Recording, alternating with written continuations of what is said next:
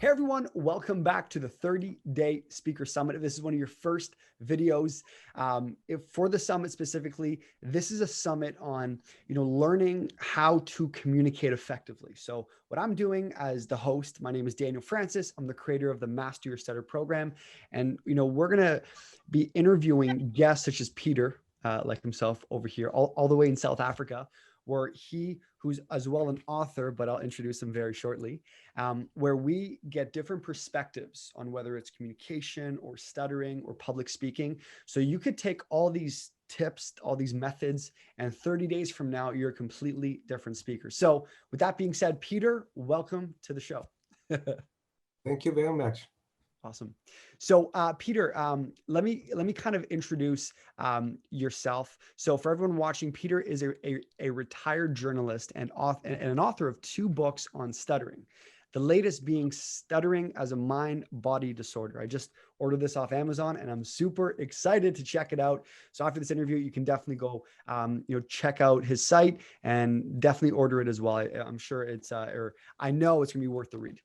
Now, stuttering is close to Peter's heart, as his whole story, and I can't wait to dig deep. It really limited his career when he was younger. Fortunately, he was able to improve his fluency throughout the years and gain insight within this disorder. He now believes that stuttering is a mind-body, aka psychological problem. In his view, it is not a standalone speech disorder, but part of a much larger family as stress, anxiety-related issues, including various of digestive and skin problems. Very interesting, Peter. Based on his view of the work that he's done over the years, done by a group of pioneer physicians such as Dr. John Sarno, MD, Howard, I'm going to say this name wrong, Schnuber, MD, and many others. They have identified what is called tension myotis and Meinorial syndrome, TMS, aka the body syndrome, the body-mind syndrome. TMS is caused by other repressed stress or anxiety, usually repressed anger. So super excited to get into this, Peter. This is awesome. He believes that stuttering is part of this syndrome, and that people who stutter can learn much from how related stress and anxiety-based issues are dealt with. So that was fun. Hopefully I didn't butcher that much too much. But, Peter, is there any words that you kind of want to give the audience right off the bat from your perspective on stuttering and communication as a whole? Yes. Let me make a correction first. It's called tension myositis syndrome, but actually some people make it easier to remember it. They say just it stands for TMS stands for too much stress. So that makes it a bit easier. But of course, it can also mean the mind-body syndrome. And this issue comes under various names. In fact, some people call it mind-body disorder, mind-body syndrome. It depends on the author whose book you've read. For instance, the Dr. Schubinger, which you mentioned, he calls it mind-body syndrome, so there are many authors within the medical field have written books about this. A very varied series of authors. So many people. Dr. Mark Sofer was one which I can remember. There's I'm not going to mention them all, but it all comes down to the notion that stress and anxiety in all its various forms is behind a lot of physical issues, stuttering being one of them. But not only stuttering, it's all, especially many skin disorders Mm. Um, Many digestive disorders, but actually TMS can hit about any part of your body. So it's a very wide thing. Um, the, the, the older name of TMS was called psychosomatics. Mm. Psychosomatics is a word which is not really in favor these days because it gained all kinds of negative connotations. For instance, the idea that it's all in the mind, and that Mm-hmm. you are that your particular physical issue is really what you kind of what you, yeah, it's all in your mind really, which is not the case. Definitely not. The symptoms are real, Mm-hmm. uh, definitely. So I think that's one important point one has to make when you talk about mind body issues. Mm. So, when in your own terms, or in simple terms, when you mean it's a mind body, what you're saying is the stuttering that someone is born with or they attain over the years, it's a connection of the mind and body, because this kind of goes against a lot of the traditional methods, Hmm. speech therapy. So, what do you mean by that? And yeah. Look, the relationship between mind and body is very real. For instance, if we are under stress, we perspire, our faces can get red, things like that. We um, also, when you feel embarrassed, your face gets kind of pink, that kind of thing. When people are sad, they tend to cry, so tears runs out. So those are physical, biological responses from the mind, caused by the mind, and they manifest in the body. Mm. This is, part of our daily experience. Uh, and some doctors believe that, well, actually, let me say there are many theories about how stuttering or how mind-body disorders actually are caused. That it depends on the author, it depends on the scientist and the research, and unfortunately, it's very hard to prove many of these things.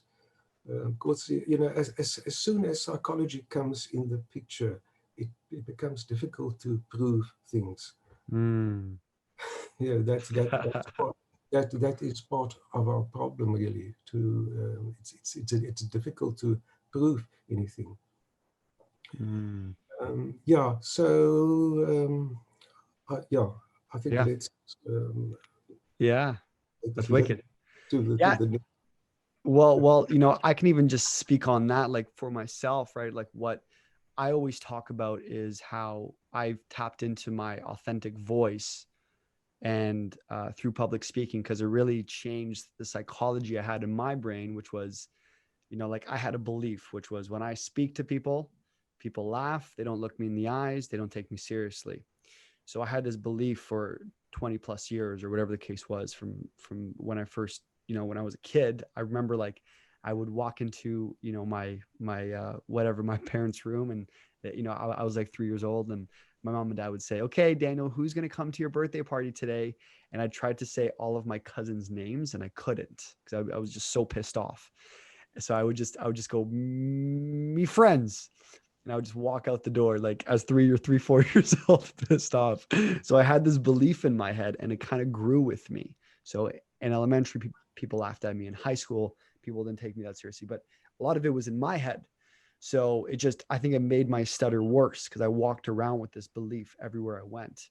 So, will really change the psychology. And I went to speech therapy. I tried all these different things. I didn't do antidepressants but I tried to do as much as I can from my own end. But I find the public speaking aspect, because it was my psychology that changed it. And I think this is what you're all about, from what I understand. If you want to add more to that, I think it's understanding that when you change your physiology in your body, your mind shifts and then everything starts to shift. Is that correct? Do you want to add anything to that? Go ahead. Yeah, it's especially when you mentioned your own childhood.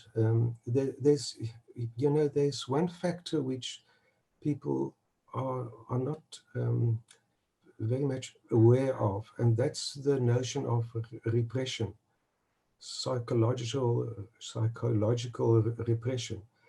For instance, in your case, what may have happened is that on the one hand, you felt anger, you were enraged, you were very angry, but there might have been an opposing emotion there. For instance, you were angry and you probably felt that anger, but at the same time, you may have felt that you didn't want to cause trouble with your parents, or because you respected them, you loved them, you didn't want to, so in other words, there are two conflicting feelings there.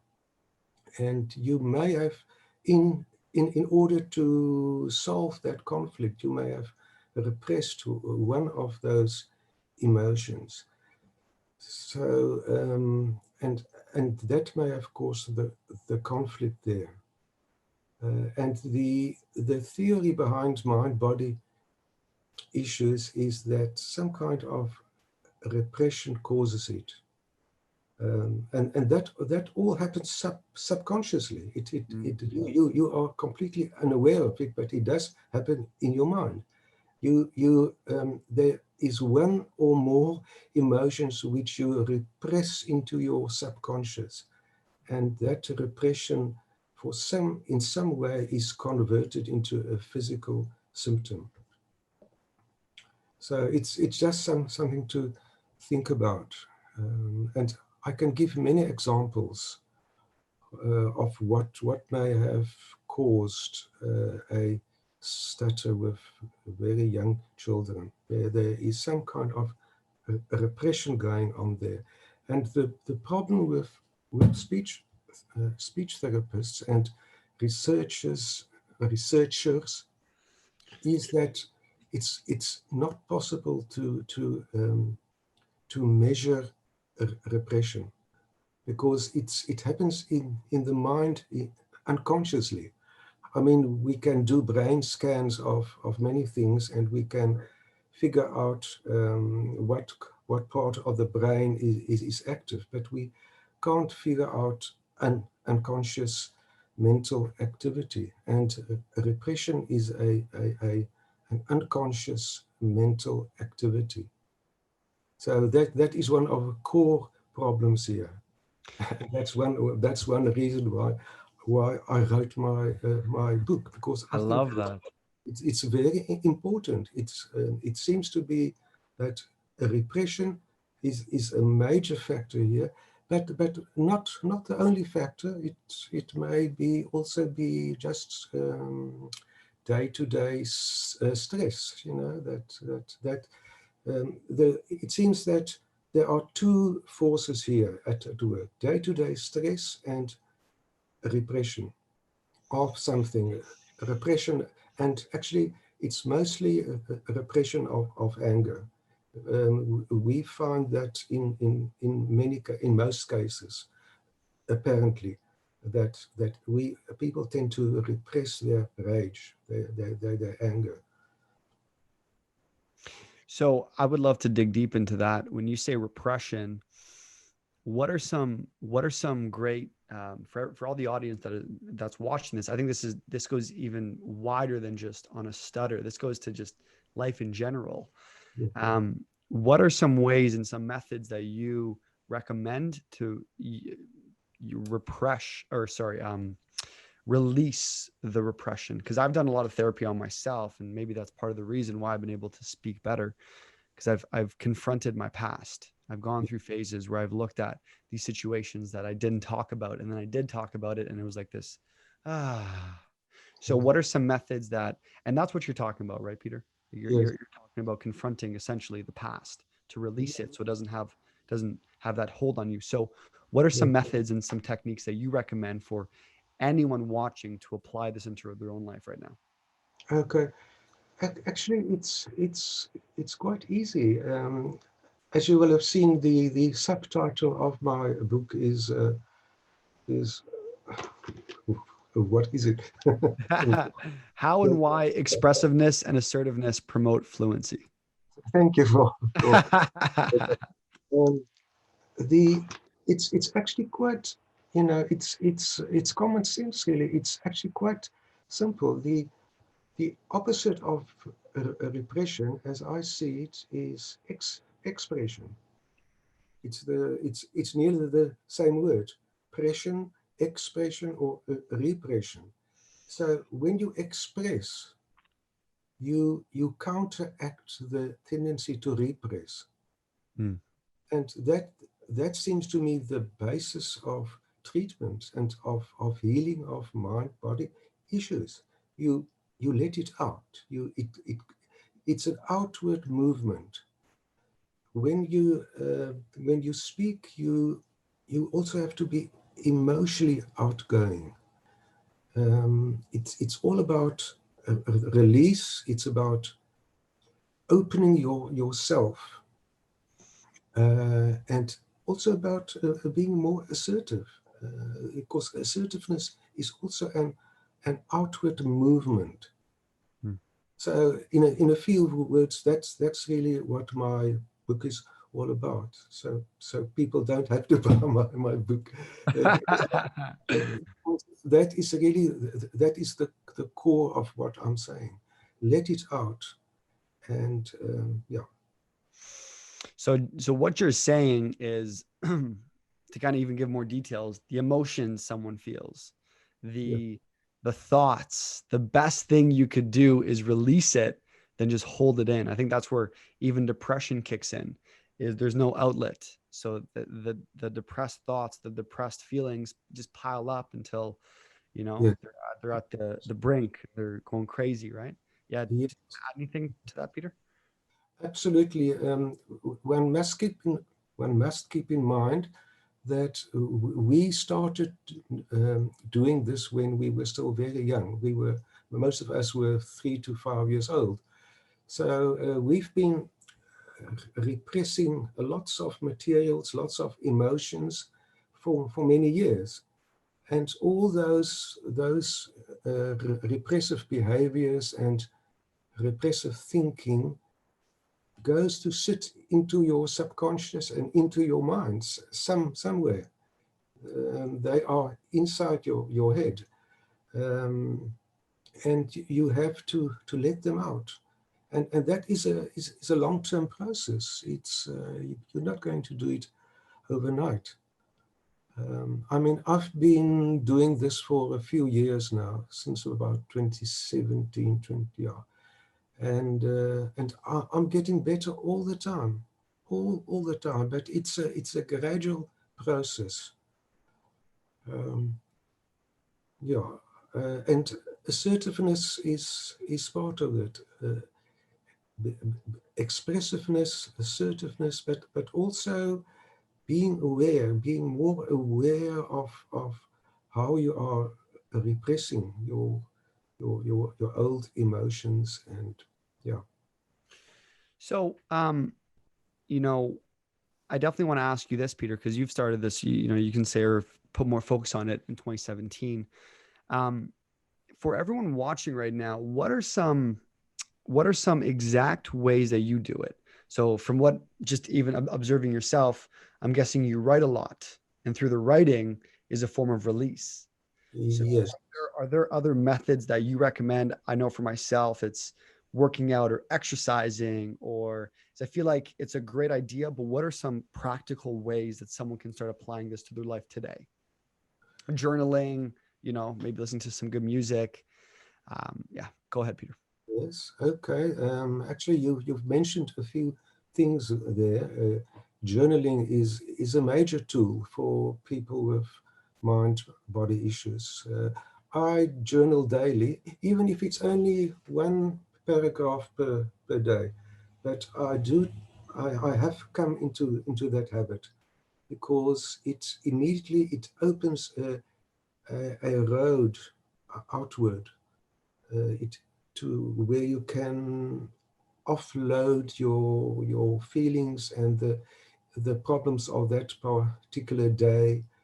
So journaling and writing about your issues, especially your emotions, your angers, your sadness, your fears. You have to focus on those emotions and put them down on paper because or on computer, because if as soon as you put them outside of yourself, you let go of them, you express them. So it's once again, it's all about being expressive.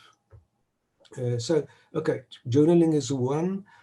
Um, one more thing is actually thinking in new ways about your stamina or about your other issues, but thinking about your speech in new ways, thinking about your general health in more than one way, because mind-body issues take many forms, many.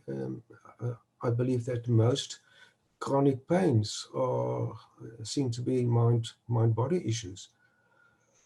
Many skin issues. Yeah, there are actually at the end of my book, I have a list of what some doctors believe are physical mind-body issues, and there are many of them. And if you are aware that many of your health issues might be mind-body related, yeah. That's So awesome. then it's good to be aware of. For instance, actually, I'm drifting away a bit from your original question, but each time I get a symptom, any a headache or some funny pain which I haven't had before, or a skin issue or whatever, if I get any pain, my first question is always, is it TMS? And in 90% of cases, or 95 or 98% of cases, it is TMS. But of course, I want to add to the proviso there, first make sure that it's not physical, because you first have to rule out the physical. That's a basic mind-body principle. First, rule out cancer or something really serious. But if you've ruled out the physical thing, then it could very well be a mind-body issue. That's Sorry, I awesome. think I've drifted a bit away from the Good though. original line of thought there. Yeah, no, it's good though, and I really like, for everyone watching this, I really like how Peter said the first thing that you could do is journaling. He's obviously a journalist, so I'm sure you've been journaling for a long time. But what I realize, I think a lot of people take this information and start expressing themselves too much, and it's always good to journal down your thoughts. It's like an email. Like, say you're very upset, the best thing you could do is write out that email, do not send it, and look at it a day from now, or a day after, instead of just sending out that email on the spot emotionally. And I Uh, really like that idea, because you're expressing yourself, but you're not doing it in an illogical way. I think a lot of people, they think, well, if I express myself, I don't want to hurt the other person. And I think if you really journal it, write it down, you're releasing this, you're releasing your repression, or whatever you want to call it. And then you're looking at it again from a non-emotional place. And then if those emotions are still valid, then I think you can pursue with that. And then once you do that enough times, I think you just start to release everything about yourself, because you're not living in this fear mode, or you're repressing all this anger. Is that what you're relating to, as well, Peter? Yes, look, there are many tools. For instance, there are many other expressive art activities apart from journaling. For instance, making music, which is singing is an extremely helpful tool for people with a speech problem such as stuttering, because it's highly expressive, it's highly emotional. I mean, when you sing, you let it all go out physically. You actually blow it out. You sing it out. You sing with sadness, with joy, with so singing, drawing, painting, sculpting, uh, of course, acting. Play acting is actually very, very healthy for people who stutter. But of course, that is also, I think that's a very high level of Mm. expressiveness, which you should only do if you have some, when you already have followed and succeeded in easier forms of expressiveness. Beautiful. Beautiful. Well, Peter, thank you so much. As we wrap up this interview right now, I think this is some really good data. If you haven't got the book yet, be sure to get it.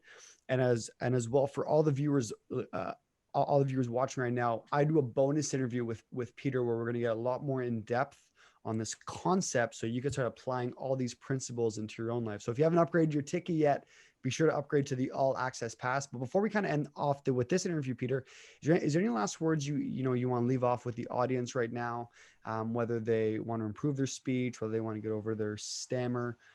What are some last words you kind of want to leave off with the audience? The last word I would say is let it out. Let it out. Don't hold it back. Actually, to the one of the slogans in our group and in similar groups is don't hold back.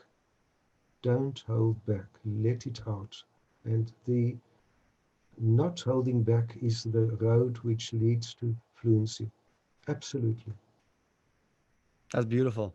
That's amazing. This is some key amazing data that I truly believe if you start living like this and being fully expressive in your own, shoes, I think that's where true happiness comes from, Peter. So thank you so much. I appreciate that. We will see you in the next interview. Again, if you guys haven't upgraded, be sure to upgrade. Again, Peter, and my name is Daniel Francis, the creator of the Master Stutter program. And this is a 30-day speaker summit. This is going to be a summit on looking at amazing communicators, people that have been in your shoes much longer than you have, getting their perspective so you could apply it. So Peter, thank you so much. And I'll see you in the next interview. Bye-bye. Bye-bye. Thank you very much.